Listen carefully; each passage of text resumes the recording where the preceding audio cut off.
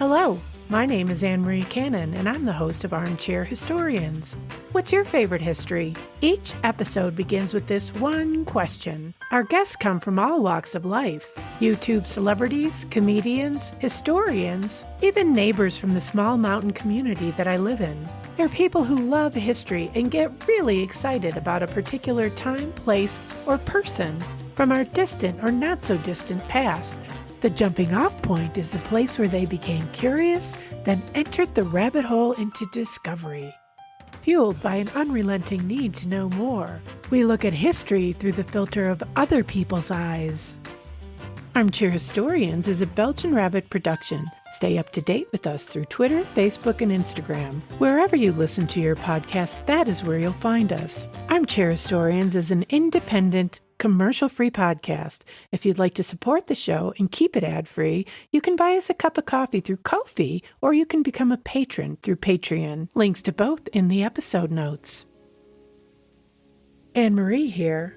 A couple weeks ago, I talked to married couple Hugh Nini and Neal Treadwell, authors of the newly published book, Loving, A Photographic History of Men in Love, 1850s to 1950s. Hugh and Neal have been happily married for 30 years. The love between them is palpable, even after all of those years. They called it the Accidental Collection, and what began as a lucky coincidence became a rescue mission, charged with protecting antiquity. Hugh and Neal doggedly went about acquiring and preserving this visual narrative of men in love. Approximately 3,000 photos in, with the encouragement of others, they decided to share their collection with the world, bringing to light the hidden history that was always there but unseen, and according to Hugh, a powerful depiction of love between two people. P.S. The intro and outro music, Rachmaninoff Rhapsody on a Theme of Paganini, or as I tend to think of it, the eternal love song from somewhere in time, was chosen by Hugh and Neal, and the significance of it is that it was their wedding song. So Neal and Hugh, welcome and thank you so much for being here today. Thank you for having us. Thank you. We're going to just get right off to the races, and I'm going to ask you the question. The question is, what is your favorite history that we're going to be talking about today? Photographic History of Men in Love. Perfect. So tell me about that. And why did you pick that history? We didn't pick it. It actually picked us. It was a Sunday afternoon coming home from church. On our way to our house, we stopped off at this antique mall that we had been to many times before. And we just went browsing around, looking for nothing in particular. And Neal stumbled across a box with some photographs in it. And the photographs were pretty unremarkable except for one. And it was of a male couple, and they were embracing. One was behind the other, had his arms around the man in front of him, and they were leaning into each other. It was just a very sweet embrace, and we'd never seen a photograph like that before that was this old. So this was probably taken sometime in the 1920s. And so here we are looking at a photograph of a romantic male couple that's 80 years old and somehow survived those 80 years to end up in Dallas, Texas, in our hands. We bought it. I think we paid about $5 for it. When we went to the checkout station, we put it at the bottom of the stash because the other photos are pretty, as I said, unremarkable, hoping that they wouldn't go through the pile and say, oh, wait a minute, this is extra special. We have to charge you 10 times more or something. We paid $5 for the whole thing, and we took it home. We didn't have any plans for it. We didn't know why we had it, and it sat around in our office on our desk for probably about a year, I want to say. As we clean up the desk, it would move from pile to pile to pile, and it would have different places on the desk, and then eventually a second one showed up, and that was sort of the beginning of the beginning of the beginning. So is that one actually in the book? Actually, it's not. When we were going through the whole selection of the photos that would go into the book, that one didn't make it. And it wasn't that it wasn't a wonderful photograph. It's just that there were others that were more important that fed into the story that we had to present. It's also just a tiny, tiny bit blurry, and it's taken from a distance, a little bit dark. And the tone of the photograph and the message of the photograph is very strong. It just wasn't a good candidate for being in a large format like an art book. There's a lot of pictures in that book. I was surprised because you do a preface, kind of like two prefaces. One of them is a creative essay, and then you talk about the collection, and then it's all the pictures. And I was expecting there to be more words in the book, and I don't mind that there aren't because I love looking at picture books. This is a coffee table picture book is what it is, basically. I was really surprised at how many photos are in it. You said a second one showed up. What does that mean? Do you remember? Well, a second photo showed up. Well, we, in collecting, and it was probably about 6-9 months later, and we came across one in an auction, and it is a couple of two soldiers, and it's in the glass frame, and etched on the glass, they're leaning into each other, their heads are touching, and it says, "Yours always."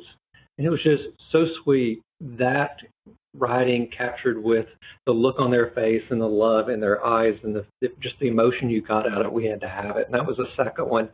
We don't know what the third one is. I mean, we never expected to, be collecting really anything. We just saw these. We thought the first one was the only one, and then we found the second one. It, wasn't probably until about number 300 or 400 that we realized we were actually collecting. 300. How many photos do you have about altogether? We now have over 3,000 photographs. Oh my gosh. Mm-hmm. It became an obsession.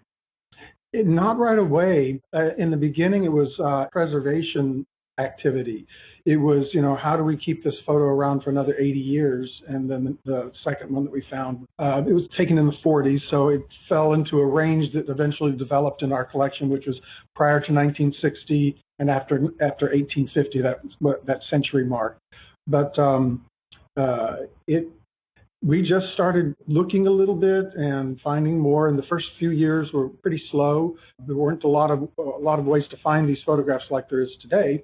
You actually had to do the footwork. And fortunately for us, the thing we had in our favor was that Neal's job required him to travel all over the United States all the time for decades. And as well, we have very close friends in Budapest and Paris, and we visit them every summer for the last 20 years. So we're in contact with, they're not collectors, we're the collectors. I guess they would be like vendors. People who are selling these photographs and all sorts of other kinds of photographs, not just this kind. So we made contact with vendors in Europe and all over the United States, and that's how it all sort of got rolling. But we didn't even realize that we were quote unquote collecting until about 6 years into it or more. Yeah, about 6 years into it. Because if you think about it, photography really wasn't considered as art until probably the mid 1950s, 40s, something like that. And what we have is vernacular photography. It's photographs that have been taken just by anyone, and no one in particular. And that has now become an art because it's something that doesn't really exist anymore. And all photos are taken by your iPhone or your iPad, and they're all disposable. So vernacular photography is just another type of art that's out there now. So you have these people that collect or just gather photos thinking that someone, might want some obscure photograph, whether it's of homes or dogs or cats or whatever it is that they like. And ours just happens to be photographs of romantic men in love. What moves me about it is it's claiming a history that has been denied, that has been villainized, that has been criminalized, and it's claiming it in a very beautiful and loving way because I can tell from reading you guys are romantic, like totally. Yeah, big time. And I love that that's the filter that I'm looking at these through. I know you talk a lot in the book. Well, you talk in the book about the criteria for choosing these pictures. And you say one of the criteria is the look. Can you tell me about the look? So I'm sure you've had friends and family members who have fallen in love, and they didn't need to tell you that they were in love because you could tell by the look on their face, right? And so these men in these photographs, they have that look. Sometimes the look is obscured because they're kissing, so that settles that. But something's going on there. Yeah, not happy birthday. That look is that our criteria, we call it the 50-50 rule, and that is that the photograph, for us to collect it, has to be at least, we have to feel it's 50% likely that they are a couple. There are no 50-50 photographs in the book. We have about, I don't know, maybe 100 out of the 3,000 in our collection. But our 50-50 parameter was put to a test once when we were collecting these photographs of a World War II couple, John and Daryl. They were stationed in Europe during World War II. And the first 5 or 6 photographs we collected of them, they were very tame. They were just standing side by side, but there was a look in their eyes that, you know, it was faint, but we picked up on it and we said, we think this is a couple. And if it's not expensive, we'll go ahead and spend the money on a 50-50 photograph. So we had 5 or 6 of those, and then a little bit later, the one of the 2 of them embracing in the snow, wearing rings on their wedding ring finger in a very romantic embrace showed up, which proved what we suspected all along from the first 5 or 6 photographs that we got. John and Daryl were, you can't make this stuff up. They were members of the 42nd Infantry Division, nicknamed the Rainbow Division. And it didn't mean what it means today. It was nicknamed the Rainbow Division in 1917 after World War I. But if I can go a little further, a fascinating thing that we discovered later is that the Rainbow Division is very famous. 2 books have been written about it. And they're famous because on April 29th, 1945, they were fighting across Germany headed toward the town of Dachau. And as they got to the outskirts of the town, somebody from the town stopped them and said, don't go into the town, follow this road down to the forest. And they were told you'll find, I'm sure they were told in German, a concentration camp. They didn't know what they were looking. They didn't know what they were going to run into. Well, of course, they ran into unspeakable horror. And so the Rainbow Division liberated Dachau on April 29th, 1945. Germany surrendered, and the war was over in Europe a week later. And then sometime shortly after that, John and Daryl were in the Alps in Austria, in the snow, embracing, having their picture taken, wearing rings. And that just adds so much depth to the pictures, because it's like not only is there the story of their love, but there's also the understanding of what they've just witnessed. And John took pictures at Dachau of, some of the pictures are famous and are reprinted in books all over the world, but he took his own personal pictures of the concentration camp entrance and a really horrible photograph of a boxcar full of bodies. And it's, you know, so he was actually, it's confirmed that they were actually there. Not everybody in the 42nd Infantry Division was there that day, but John and Daryl were. I'm getting really emotional. This is the first time I've gotten through telling the story without crying.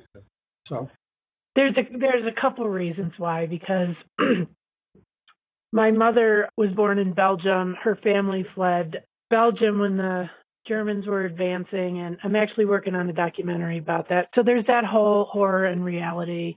Her family was massacred in World War I by the Germans. It's a long story. So there's that. And then this is what's going on with me. My daughter is married to a woman. And I have to tell you, in the past 4 years, it's been really scary to think that, you know, all these pioneers fought for her to be able to have that right. And I don't think she understands it in the way that I do.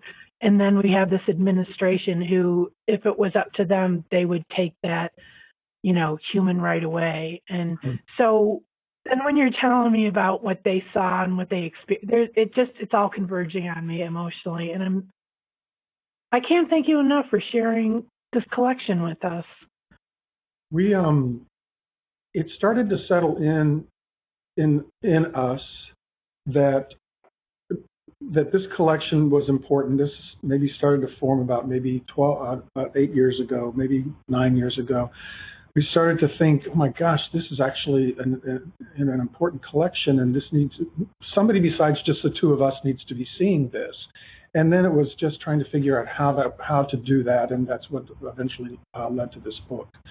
Because, you know, I think there are people out there that want to see this collection, want to see the book, and want to see its contents, and want to have their lives, you know, impacted and changed a little bit from it. Yeah. One of the questions I always ask is, why is this history important? Which I think we've kind of just talked about it, but maybe you can expound on that a little bit more. Well, I think it has a lot of different avenues to take to pull out the importance. And one, that we've come across has been just the recognition part of family, and showing that we're nothing new, that male couples, female couples have been around forever, and in a lot of our photographs you see family connection, you see the family support that's there. And so it was a challenge to take the photographs, but seeing that there are some family unity in those photos has been pretty powerful. But we also have received so many emails from the book about how it has made a difference in people's lives and how they're sharing the book. We had grandparents that bought it for their grandson, and they did a dedication saying, "This is for you and your fiance in celebration of your engagement." And it said Grandma Jude and Papa, and I can't remember Papa's name, and I almost lost it when I read it. It was just so heart touching. And we get these emails, don't cry because I'm going to start crying, all of the time. We have a young man that was actually one of Hugh's former students. Heterosexual, married. He's married now. And he bought it for his dad, who just came out, who's in his 70s. Wow. Mm-hmm. So, so there's parents buying it for their children, children buying it for their parents, brothers buying it for their brothers and sister. Yeah, it's just crossover, and they're talking about what it means to them and how it's made a difference, and hoping it'll make a difference in the relationship between themselves. And so you just get kind of overwhelmed at what people share with you, because it opens up just a different perspective of what we are doing, we thought we were doing, but it just brings new light to it. And one of the things that, historically speaking, this occurred to me last night thinking about coming into this interview. Prior to photography, you had to have the interest and intention of an artist or something like that who was going to paint your portrait as a couple or as the Duke of this or the Duchess of that or whatever. That was the template for being presented and represented historically before photography. Photography comes along, and all of a sudden we can do this ourselves. We don't need you. We may have to hide it to keep it alive and surviving, but we can bypass all of those social hurdles and just you can take your own picture starting at least in 1902. And prior to that, all you'd need would be a sympathetic photographer, which I'm sure there were many. Well, and what audacity for somebody in the 1850s who was in love and their love was criminalized, that they would take those pictures. And what a commitment. A lot of the criminalization came on later, actually. Oh, okay. We're not sure how much audacity there was back then, because there certainly was not there wasn't the anti-gay industry that exists today and is really well funded. These people, they spend every waking minute of every day thinking about how they can ruin our lives, because that's their mission. And they get paid a lot of money to do that. That didn't exist during this time.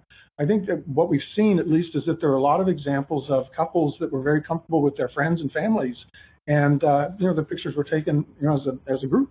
And, I'm sure it wasn't a walk in the park for everybody, and probably not for most of them. But I think it's an open question as to whether or not it was worse then than it is now.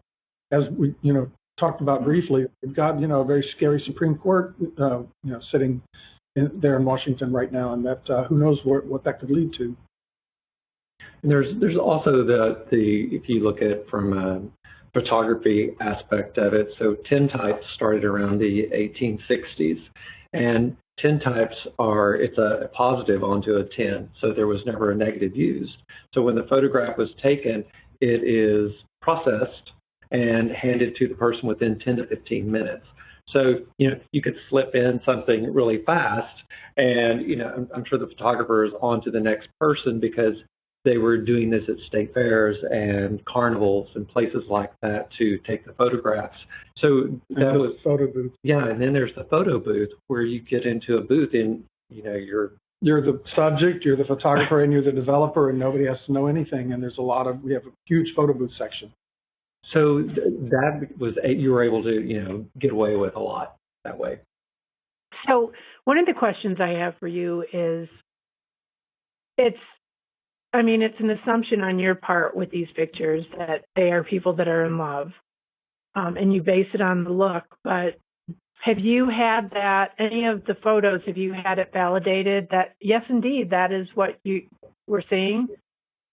Well, the photographs of John and Daryl, the two soldiers from World War II, the reason we know so much about them is we got the photographs from his nephew. And he was only out to his nephew, nobody else. John, sadly, was confined to a wheelchair after World War II for the rest of his life because he came down with muscular dystrophy. And he and his mother, John and his mother, lived next door to John's sister, and her son was his nephew. That's the connection that we have with John. The nephew is alive today, and he's filled us in on a lot of information about his uncle. So is the nephew the one that you bought the photos off of? Yes. Oh, okay. Yes. Wow. Right. And then we have several photos that came from a photo album. So the photo album tells the story as well with the interaction. It's not the one photograph, it's several photographs of the two guys together and normal everyday life, and then loving photos as well mixed in. And we would say that we have evidence that they are in love with each other. The photographs, they show that. But this is where we stop short. We don't identify anyone in the book as gay because we don't have those pictures.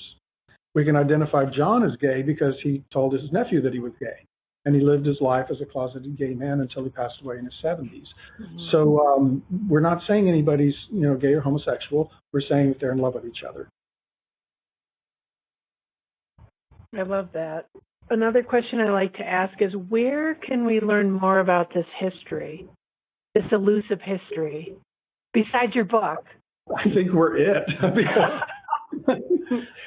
Seriously, it's interesting that the books that have been published that are sort of on the outskirts of this collection, they tiptoe up to it, but they never quite get there.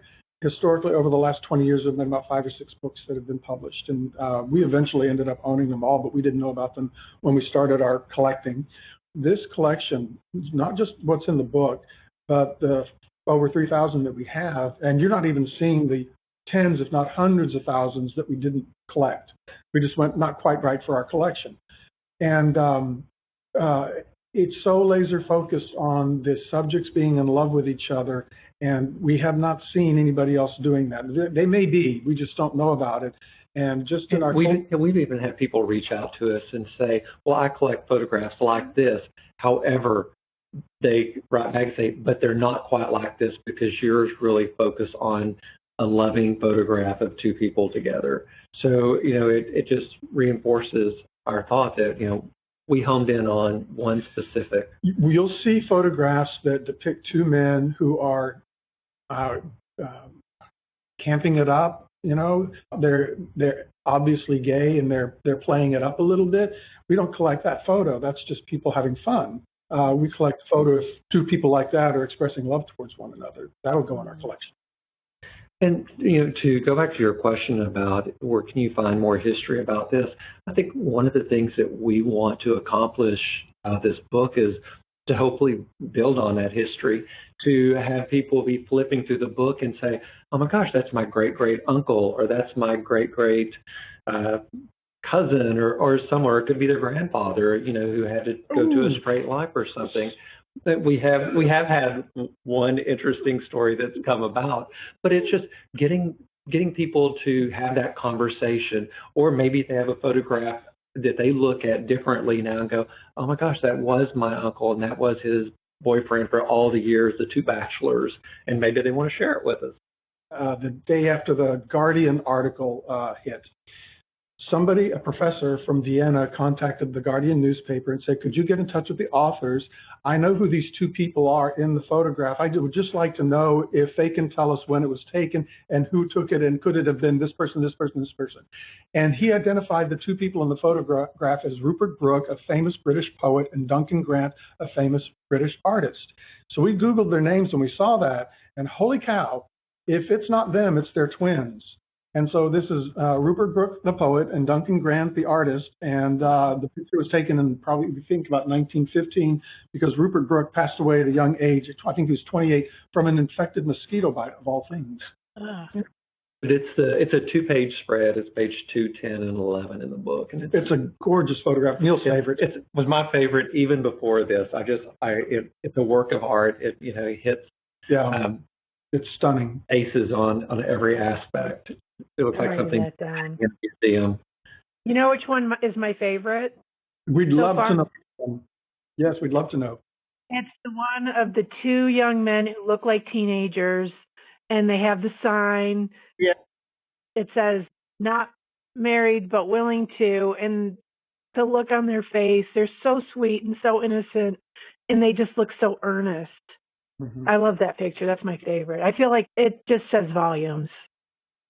That photo is one of 5 in a strip of the two guys, and 2 of the photos are in the book. There's that one, but then there's the validation of them holding the sign, because that was a prop that a photographer would use, and it's usually of a single man that dresses up in his best clothes, his Sunday clothes, and he'll hold the sign, hoping that he can pass it around to find a young lady that would like him. But here's 2 guys that held it up together, and it wasn't that they were both promoting themselves or wanting another woman. There's a beautiful photo beside it that really tells, because you can see in their eyes they're in love. But there's a photo, they have an umbrella, they're looking at each other, and their fingers are intertwined on the stem of the umbrella. And so between those 2 and the others, it slam dunk. Yeah, slam dunk. It pulls at your heartstrings to see it.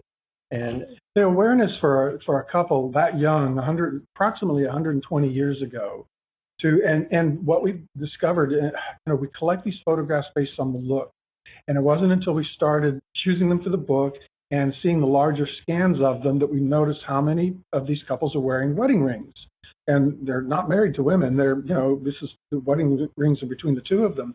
This photograph of this young couple, along with so many other photographs in the collection, has informed us that, we've been together almost 30 years, that we're nothing new in the evolution of history and society, that we can document our type of relationship all the way back to the beginning of photography. As I was saying, as we were getting into the book closer and closer, it wasn't until that point that we started noticing all the jewelry that we had missed because we were only checking out the looks in their eyes. And your favorite photograph doesn't have any jewelry, but that sign is, worth the Hope Diamond, I think. So when did you start documenting more of the experience of finding the photos and that type of thing? It was, I think, after we moved here to New York, and Hugh started scanning all of the photographs in. It was while we were still in Dallas, actually. Yeah, a little bit before. So around 2010, maybe. Yeah, halfway mark. We decided we better keep some type of record, and instead of just keeping paper records, which we do, we still like paper.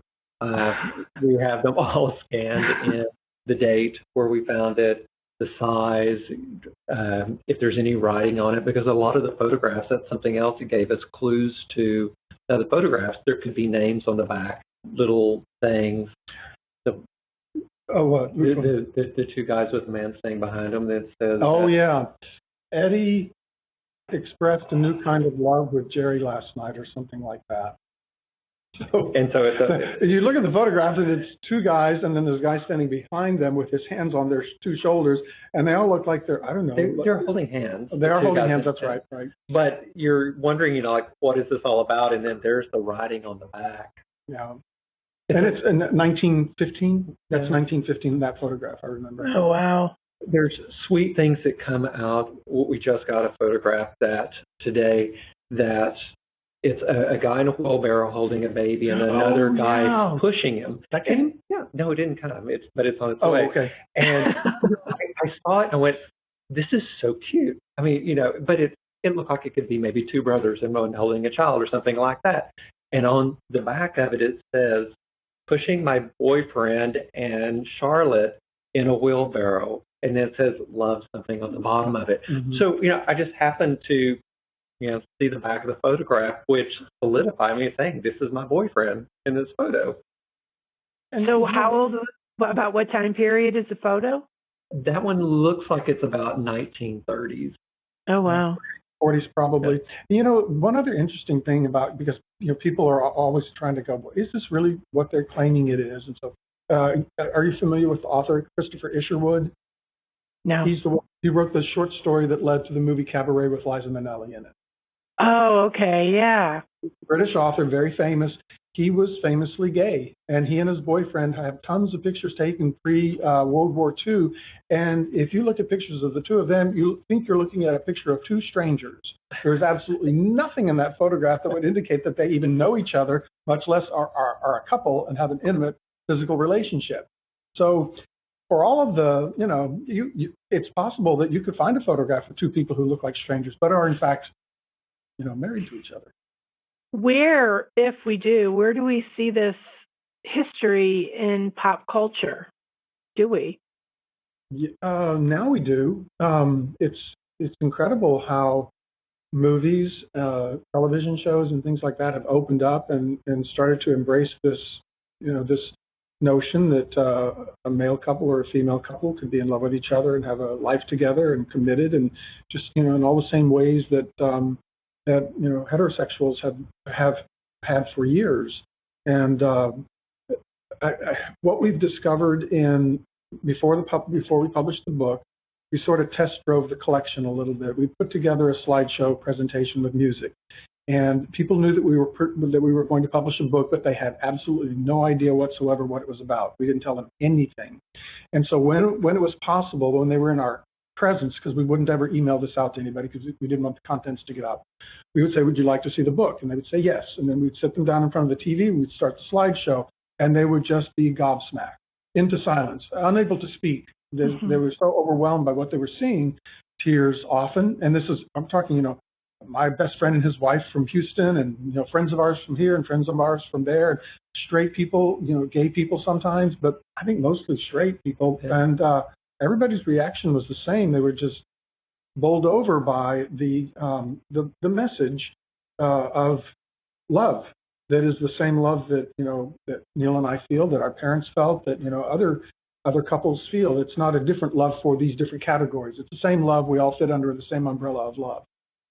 And it's interesting because we didn't really start showing this collection to anyone until like 7, 8 years ago, and it wasn't. We didn't think anybody would want to see it. Yeah, we didn't think. We thought we're collecting something. It's meaningful to us, but they might think we're a little strange for collecting photographs of dead people. But but there was emotion there to us. We never talked about not showing it, right. But individually we did. We never thought maybe we should show this to our friend that's coming over because we have lots of friends and family and so forth. It was never a thought in our head that we would show this to anybody for no other reason than we just didn't think anybody would be interested. When did it occur to you to do this? It's Tony. One of the guys that we had purchased photographs from, it'd been a while, we purchased a photograph from him. Hugh was communicating back and forth, and he said, oh my gosh, wait, don't send this photograph to our home in Dallas. We live in New York now. And Hugh gave him our address, and Tony wrote back, you live 2 blocks from me. So that photograph he slipped through our mail slot. And then a couple of months later, there was another photograph that he bought. And so Hugh said, why don't we just meet up at Starbucks or something and, and just have a little coffee and chat. And so when we met up, we have all the photographs and albums now. We try to take care of them and make them look really nice. And so we took 2 albums with us and sat down, and Hugh said, Tony, would you like to see what we've been doing and what we've collected? He said, sure. So Hugh handed him the first album, and he opened it up, and he flipped through it page by page, taking in all the photographs, set that one down, took the next one, page by page, went through all of it. And at the end, he just shut it, looked at us. And he said, you've got to publish this. And that was the last thing we were expecting to hear, because we thought he would he would think that our collection was kind of pitiful or something. We've been doing much longer than we had. We'd only collected 5 or 6 photographs from him over the years, and this was one of the first ones since we moved to New York. And anyway, we thought that he was just trying to get out of the conversation politely, but it wasn't the last. That was the beginning of us starting to show it I think I think the next time we showed it was 5 years later, wasn't it? Quite a few was Jen. Jen, a friend of mine from probably work. 5 years later, she said the same thing. You've got to publish these. And so then we started showing them to more friends, and we started getting the same response. And so we had already started to feel a sense of responsibility and obligation to share this with the world. And this was just confirmation coming from the universe saying, yeah, you're supposed to do this. Figure it out quick. And so you had a publisher, or did you publish it yourself? A friend that I worked with at my company had a friend who did writings and on articles. He's a writer for the arts. And he said, I know someone, it's a publisher, I'm going to meet him in Milan. And so we gave him a memory stick with some photos on it just to show. And so he goes in to do his little presentation. He says, I want to show you something that some friends of mine have. He gave him the memory stick and opted in. He's showing some photographs going through on his screen. And about the 10th one, he says, I've got to meet these guys. And so this is a publisher in Milan. Within a month, is sitting in our apartment here, looking at the photographs, going through, and it has just snowballed from there. It's a straight man, has children, but he saw the importance of the photographs and the message that they carried and what it would mean to have a book like that would be published that could share this message. We got very lucky with getting thrown together with him. He does some of the best art books in the world. And the quality, you have the book, you can see the beautiful quality. It's so stunning, yeah. And he talked from the very beginning about how the quality that he wanted to produce with this collection. He's a publisher, but he's also a citizen of the world, and he's an artist. In his mind, he's an artist. At the very beginning, he understood everything fully. It was automatic with him. And so we feel very lucky that we had someone with his vision. We were able to collaborate with someone of his vision. Yeah. And what was able to do is build, we call it the loving community. Yep. He went at this project as having a baby. And so that's how he talked about it and giving birth to a baby. And it did take a little over 9 months. But he brought together two designers from Montreal, Canada, that designed the book with us. He was able to find a phenomenal photography scanner that was from Belgium. And so we flew over to Italy to take the photographs. The man who scanned the photographs drove down from Belgium. We all met together. So, there was that aspect from it. And then he reached out and he said, this needs to be a global launch. Usually a book is launched, and if it's someone from the U.S., it's their project, and it launches in the U.S. and slowly around the world. We launched in English, German, French, Italian at the same time on October 14th, and 1 month later, which is now, have added Spanish into the editions. So it gave the world appeal, and which helped really with pushing the book in press. It's the amount of press that we've received from around the world, from Germany and France and Italy, as well as the U.S. Finland. I know not even in Finland. We get through Instagram. We get press reaching out to us all the time from all these obscure, they're not obscure countries, but just tiny countries just wanting a piece of the history and wanting to share our message because they see the importance. It's universal. Yeah. Yes. We woke up today to a couple of friends of ours who live in Barcelona, and they said, "Good morning. Look, you're on our TV in our living room." A Spanish national news program was running a story about our book on their television in Barcelona. And so they filmed it with their iPhone and sent it to us. And yesterday, the BBC Reel had us on. One of my high school friends, who is now a Southern Baptist minister, female minister, sent me a message on Sunday night saying, "Oh my gosh, you guys are famous." I was looking for some real news, BBC Reel, and there it was. It's just, my heart is so full with this. It really is. We would like to clear up something. The only complaint, if you want to call it a complaint, that we've had about the book is that it doesn't have more people of color in it. And the reason for that is really simple. We have over 3,000 photographs in our collection, and we have collected every single photograph of an African-American couple or a biracial couple that we've come across, every single one of them. And that's a number of about 30, maybe 30. They're very rare. extremely rare. And when you're lucky enough to find one, it's going to cost you a lot because they're expensive. And so we've been able to collect, we think, around 30. We haven't done a head count, but we think it's 30. And when it comes down to taking a collection of 3,000 down to 327, then you get into, okay, what can be reproduced in a book in a large format? And 2 of the photographs of African-American couples were very good and a good fit for that, and they're in the book. But the reason there's not more than 30 is that there's just not that many out there. We wish there were more, and we will continue to collect every single one we can find. But at that point, at the point of publication, we had 2 to choose from, and they both went into the book. One other thing that gets brought up is a lot of times people will say, well, what about 2 women in your book? And are there any photographs that you collect on that? And we didn't realize we were collecting what we have now. Yeah. We just started, it just organically happened. So if someone else wanted to do a book about that, what a great idea. I know there's probably people out there with that collection too. Yeah, we're tapped out, so just male couples, that's it. That's all we can afford.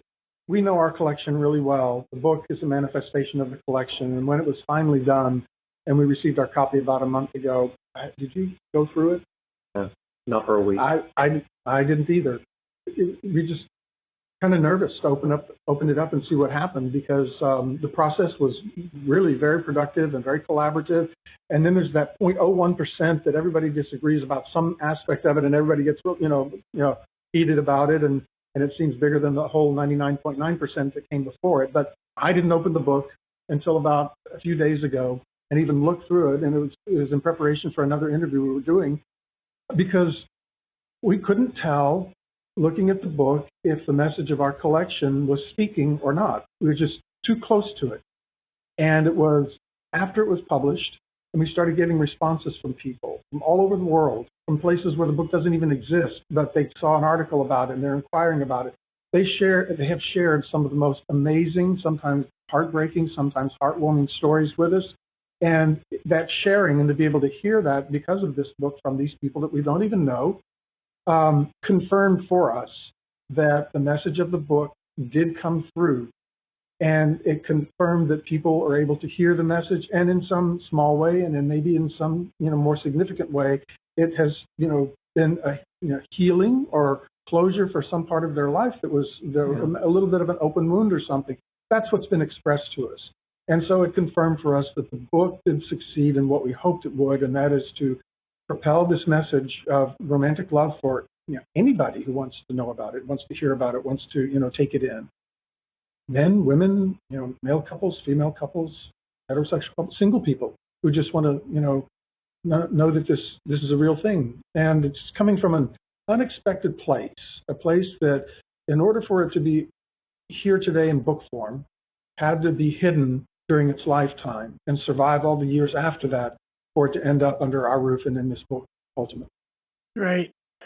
And I think you mentioned that in one of the part of the foreword about it's not just claiming a history, but it's validating their history, each person in the photograph. The way we put it is that they are getting to narrate their own lives for the first time in history. Right. Their lives were narrated by everybody else, and they had to stand by silently and listen to that, and now they get to narrate their own lives. We were in love with each other. We mattered to one another. This is what our life was really like. And that's beautiful. That's everything. So that's really cool. There was another thing I wanted to ask you. Tell us about the umbrella pictures. The first one we got, we bought because of the look on the 2 guys' face. We didn't even think about it. And it was early. Yeah, it was early. Very early. One of the first few. That one we bought, and then it was probably a couple of years later we found another one, 2 guys under an umbrella. And then they just started slowly, organically showing up. We're like, well, this is kind of interesting. There's kind of a theme going on with this. And it just shows that, we look at different ways, but it is kind of like the rainbow back before there was the rainbow, because it shows protection. It shows unity between the 2. There's one photograph in the book where 2 guys are snuggled up behind the umbrella, and there's 3 ladies behind them, like they're protecting, but there's that umbrella that's embracing them as well. I think we have about maybe 50 We started to notice the pattern about 5 or 6 into it, And starting in the late 1850s, going up through the late 1920s, you see this pattern of a male couple declaring themselves to be a couple by standing under an umbrella together. We were only collecting the photographs because of the looks in their eyes, that look that we talked about earlier. The umbrella just started to notice this pattern as they accumulated more and more and more. But it was some kind of a declaration, secret code or something. We haven't found confirmation on that. There's nothing written about it. The only thing is our photographs. But the photographs speak for themselves. We have, like you said, 50 maybe or more, and it's a message. They're sending out a message to somebody. Right, and you wouldn't know. But I mean, just the fact that you see that pattern and you express it, I think it's part of claiming the history. Yeah, claiming it and revealing it for the first time. Yeah. We did have one interesting one show up. It happened through Instagram. There's a photograph in the book, and there's a spoon in the cuff of one of the guy's pant legs. And we thought it has to mean something maybe like spooning or something, or it was a joke, something to go along with that.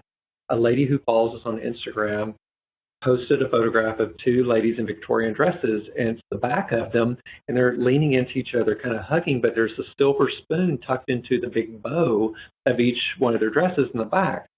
And she said, so I would assume that the spoon and the cuff of the two guys' pants relates to them being together, because that's what that represented back in those days. So I did send her on the mission of umbrellas as well. I sent her a private note. Check out umbrellas. That's the other thing you've done, is you've created an international community.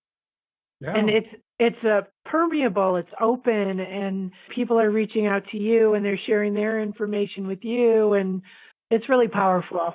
Part of something positive, that a message of love, and when they see it and they can relate to it, they want to be a part of that type of community and sharing. And you can read the excitement and the emotion in what they share, and it has built a beautiful, loving community. It really has. Just a little story about myself and my family. So there's 6 kids in my family. My daughter comes out to me. When did she come out to you? Probably about 13 years ago. Oh, okay. She got engaged 4 years ago, and my mother was really sick. And my sister, because they were going to wait a couple of years, and my sister said, I think you need to do it now so that Grandma could be here. My mother lived for the next party and the next trip. Those are her 2 things. And she was pretty not well at that time, but she was going to live to go to this wedding. But coming from where I grew up and how I grew up and what I was told, to the fact that all of my siblings showed up and they were there at the wedding, in my wildest dream, I wouldn't have thought that would happen. The thing that happened that meant so much to me is the fact that I'm going to have to send you the picture, but all of my siblings were there. Their kids were there. I mean, they came from other states. We're not a rich family. But they were all there, and it just, this feels like that. It meant so much to me, meant so much to my daughter. But in the 70s, when I was growing up, I could have never envisioned that. Yeah. And this is part of that movement forward with it. Your book is. And that's a beautiful story, by the way. Thank you for sharing it. Heartwarming. And what this book is causing to happen. People, sharing stories like this. One of the things that we hope this book will cause to happen, just personally, I never suffered a moment of my life in fear of God, that I was going to go to hell for being gay or anything like that. Just absolutely not, nothing. The one hesitation I did have is that, I'm 65, so back in the mid-70s when I'm coming out, I couldn't imagine what a life with another man looked like. There was no vision of, what we have for me to model my future on. So I wasn't gay and I wasn't straight. I was lived like a monk for about 3 years until, I don't know, that things finally just sort of fall into place. So, fast forward to today. Men and women, husbands and wives, are giving birth to kids every day that are going to grow up to be gay. That's just a fact. And they have nothing to base their hopes and dreams for that child on until maybe now. maybe they'll get our book, and by looking into this past, we'll be able to see a future for their child. That's Neal and I together again, almost 30 years. Lovely marriage. We love each other. We're happy together. This is what I couldn't imagine when I was a teenager. But, it did happen, and it's lasted a long time, and here we are. It's possible. And so, parents, they're getting fed a lot of bad information, unfortunately, and most of the time it comes from religious institutions and religious leaders. So there needs to be something to counter that, and I think this book may help in some way to do that. People look at it and go, "Oh, wow, there is love between Hugh and Neal, and your daughter and her wife. It's the same love that we all feel, that we all long for and hope for, and cherish when we have it." That's a good way to end. Hugh and Neal, thank you so much for your time today. I really enjoyed talking to you. Thank you so much for having us. We really appreciate you inviting us on. It's been wonderful. There you have it, Hugh Nini and Neal Treadwell. The book is Loving, a photographic history of men in love, 1850s to 1950s. To find out more about the book and about Hugh and Neal, be sure to check out our episode notes. I'd also like to remind you that Armchair Historians is now available to listen to on YouTube. So be sure to subscribe and like, and leave us some comments. Thanks for joining us today, and have a great week.